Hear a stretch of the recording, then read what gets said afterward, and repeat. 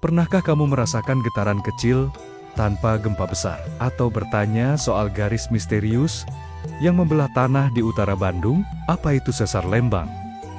Seberapa bahayanya? Dan bagaimana kondisi terkini yang perlu kita ketahui?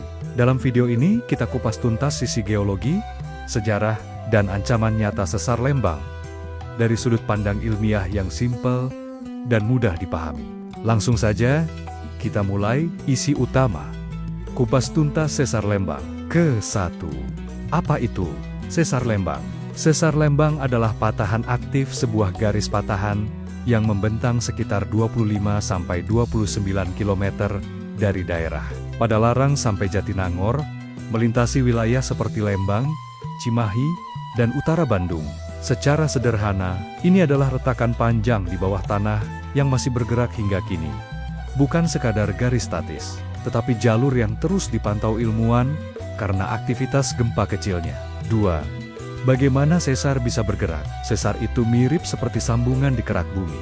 Ketika tekanan di dalam bumi berubah, dua sisi batuan bisa bergeser mendatar, yang disebut strike slip fault. Tipe seperti ini yang juga kita lihat di beberapa sesar besar dunia, seperti San Andreas Fault di Amerika Serikat. Ketiga, aktivitas gempa di sesar Lembang. Sesar ini bukan sesuatu yang usang.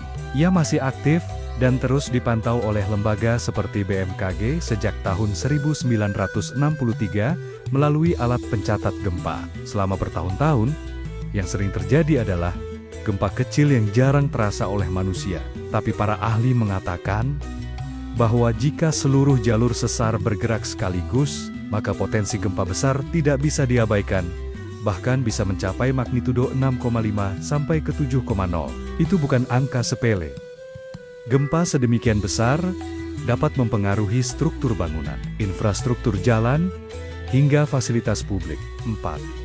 Apa artinya bagi kita di Bandung Raya dan Lembang? Wilayah yang dilalui sesar Lembang termasuk kawasan padat penduduk dan area wisata populer, seperti Lembang dan sekitarnya. Karena itu, memahami sesar ini bukan hanya soal geologi, tetapi soal keselamatan, mitigasi bencana, dan kesiapan masyarakat. Bukan berarti kita harus hidup dalam ketakutan, tetapi sadar, risiko adalah langkah penting untuk mengurangi dampak bila gempa besar terjadi suatu hari nanti. 5.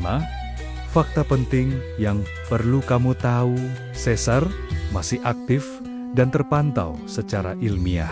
Gempa kecil sering terjadi karena pergeseran tanah di bawah. Potensi gempa besar tidak bisa diabaikan jika seluruh segmen sesar bergerak sekaligus.